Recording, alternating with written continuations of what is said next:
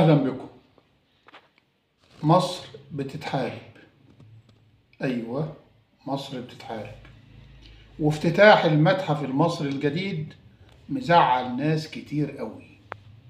افتتاح المتحف المصري الجديد ده يا جماعة شافوا مليار مشاهد حول العالم.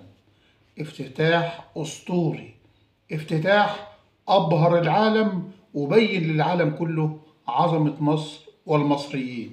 لكن أعداء الوطن والدين، لكن أعداء الدولة المصرية واقفين بالمرصاد، عاوزين ينكدوا على الشعب المصري. أي حاجة بتفرح الشعب المصري بتلاقي على طول أعداء الدولة واقفين بينغصوا عليهم حياتهم. المتحف المصري وعاملينه ليه والشعب المصري مش لاقي ياكل، وازاي تصرفوا مليارات على هذا المبنى، وازاي الناس ديت بتبص تحت رجليها. لكن الدولة المصرية بقيادة الرئيس عبد الفتاح السيسي بيبص لقدام قوي، وقاريين المشهد من بدري قوي، وعاوزين يطوروا وينهضوا بهذا الوطن. المتحف المصري النهارده فتح أبوابه للجمهور على مسؤوليتي الشخصية. 6 شهور فقط وأقل، 6 شهور وأقل. المتحف المصري هيجيب تكلفته كاملة في ال6 شهور دول. ليه؟ علشان الإبهار اللي معمول في المتحف المصري، علشان كمية الآثار الموجودة في المتحف المصري، علشان توت عنخ آمون، علشان رمسيس، علشان أكتر من 100,000 قطعة أثرية موجودة في المتحف المصري، علشان الممشى اللي بيربط بين المتحف المصري وبين أهرامات الجيزة. يا عالم فوقهم واعرفهم إن مصر عملت عظمة كبيرة قوي في افتتاح المتحف المصري. أعداء الوطن والدين بيحاربوا الدولة على طول، منهم المصري القذر عمرو واكد. عمرو واكد مطلع تصريح على صفحته الشخصية بيقول إن الشعب المصري مش لاقي ياكل، وإحنا بنصرف مليارات الدولارات، واللي بيهاجم افتتاح المتحف المصري. ليه يا عم عمرو؟ بتهاجم افتتاح المتحف المصري ليه يا عم عمرو؟ مصر عملت عظمة. ازاي انت مش حاسس بالانجاز الكبير اللي عملته مصر؟ عموما ده واحد من اعداء الوطن والدين. اللي زعلني قوي انا على المستوى الشخصي تصريح لمفتي المملكة العربية السعودية الشيخ صالح الفوزان، اللي بحترمه وبقدره، لكن التصريح ده قلب عليه الدنيا كلها. مولانا بيقول ايه؟ بيقول لا يجوز زيارة الآثار الفرعونية من أجل التنزه أو من أجل تعظيم أصحابها والاعتقاد بأنهم أصحاب حضارة وأصحاب قدرة والثناء عليهم. صح النوم يا مولانا، مولانا لسه نايم ومتغطي. لا يجوز زيارة الآثار الفرعونية، إنما يجوز زيارة موسم الرياض.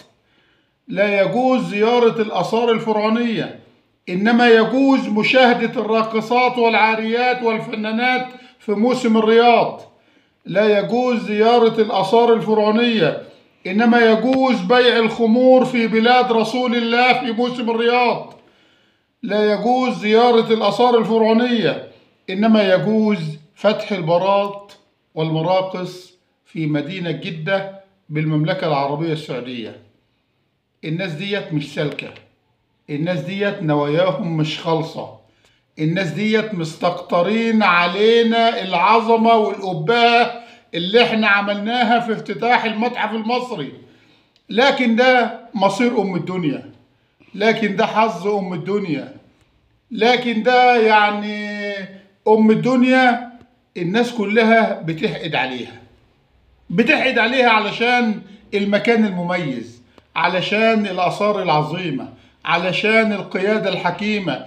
الناس ديت هتتوهم، الناس ديت هيجيلهم حالة من الجنون. الناس ديت بيقول لك الشعب المصري مش لاقي ياكل والحكومة المصرية بتجيب قروض. ازاي العظمة اللي عاملاها مصر في كل القطاعات، والله العظيم في كل القطاعات. امبارح قادة العالم كلهم في شرم الشيخ، والرئيس السيسي بيوقف حرب غزة. النهاردة قادة العالم أكتر من 79 ملك وأمير وممثل دولة في افتتاح المتحف المصري. الناس دي بيقول لك مصر بتعمل إيه؟ مصر بتعمل إيه؟ وأحسن حاجة في الإدارة المصرية إن محدش بيعرف حاجة إلا بعد انتهاء المشاريع. محدش بيجيب سيرة أي مشروع إلا عند افتتاحه. وده يعني لدرجة الملكة رانيا ملكة الأردن بتقول إن مصر لو معاها فلوس دول الخليج قد قادت العالم. شكرا جلالة الملكة، إحنا ما معناش فلوس دول الخليج وهنقود العالم. فعلا إحنا هنقود العالم بالإدارة الحكيمة، بحب الوطن والولاء والانتماء إليه. مصر بتعمل عظمة.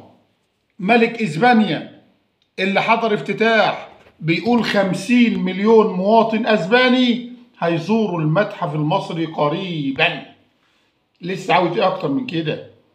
ملكة الدنمارك اللي حضرت الافتتاح زيارتها انتهت، مددت الزيارة علشان تستمتع بعظمة الفراعنة، علشان تستمتع بأم الدنيا، علشان تستمتع في قاهرة المعز. يا عالم، مصر بتبعت رسائل للعالم كله: احذروا غضب المصريين. مصر بتقول للدنيا كلها ان احنا قد الدنيا علشان احنا ام الدنيا. شاء من شاء وابى من ابى. تحيا مصر السيسي رغم انف الحاقدين.